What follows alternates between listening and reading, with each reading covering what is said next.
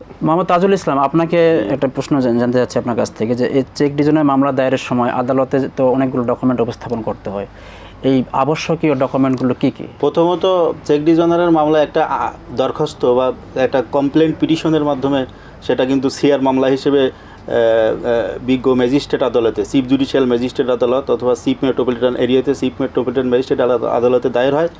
এবং সেখানে যে যে ডকুমেন্টস দিতে হয় সেটা হচ্ছে যে তর্কিত চেক, যেটা আসামি ঋণ পরিশোধের জন্য বাদীকে দিয়েছিলেন সেই চেকটি, এবং পরবর্তীতে চেক ডিজনার হওয়ার পরে যে স্লিপটা ব্যাংক থেকে ইস্যু করা হয় সেই ডিজনার স্লিপটি, এবং তার পরবর্তীতে মামলা করার জন্য টাকা পরিশোধের জন্য যে লিগ্যাল নোটিশ দেওয়া হয় লিগ্যাল নোটিশের কপি।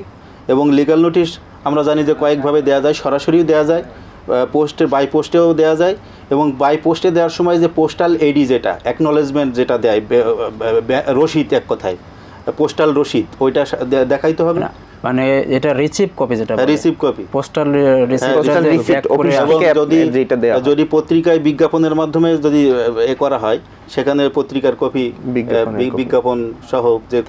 মোট কথা যদি আমরা বলি যে একটা আরজি, চেকের ফটোকপি, লিগ্যাল নোটিশের কপি আর এডির কপি, এডি যদি ফেরত আসে, ডিজনার স্লিপ, আর যদি পত্রিকায় বিজ্ঞাপন দিয়ে এটাকে জারি করা হয় সেই পত্রিকার বিজ্ঞাপনের কপি, এগুলো সবগুলো ফটোকপি উপস্থাপন করে মামলা দায়েরের সময়, যখন মামলা একেবারে আপনার সেরেস্তায় মামলাটা দায়ের হচ্ছে, তখন কিন্তু বিজ্ঞ আইনজীবীর সত্যায়িত ফটোকপির মাধ্যমে আমরা কিন্তু দায়ের করতে, সবগুলো আইনজীবী সত্যায়িত করে উপস্থাপন করে পরবর্তীতে যখন সাক্ষ্য প্রদানকালে বাদী যখন, মানে মূল ডকুমেন্টগুলো কখন জমা দেবে? হ্যাঁ, মূল ডকুমেন্টগুলো বাদী যখন সাক্ষ্য প্রদান করবে আদালতে বিজ্ঞ ম্যাজিস্ট্রেটের সামনে বা বিজ্ঞ যুগ্ম দায়রা জজের সামনে, তো সেক্ষেত্রে কিন্তু ওই মূল কপি দাখিল করতে হবে। তার কারণ ওইটা বিচারে উঠে গেলে পরে সেটা প্রদর্শনী আকারে চিহ্নিত করতে হবে মামলাটি সুন্দরভাবে বিচার সম্পন্ন করার জন্য।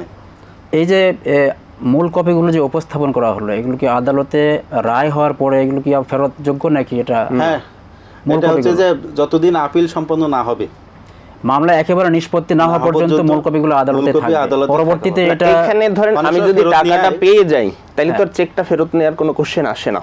বাদে কি এই ডকুমেন্টগুলো পরবর্তীতে ফেরত নিতে পারে কিনা? না, তাহলে সেটা দিয়ে আরেকটা মামলা করারও সম্ভাবনা থাকে।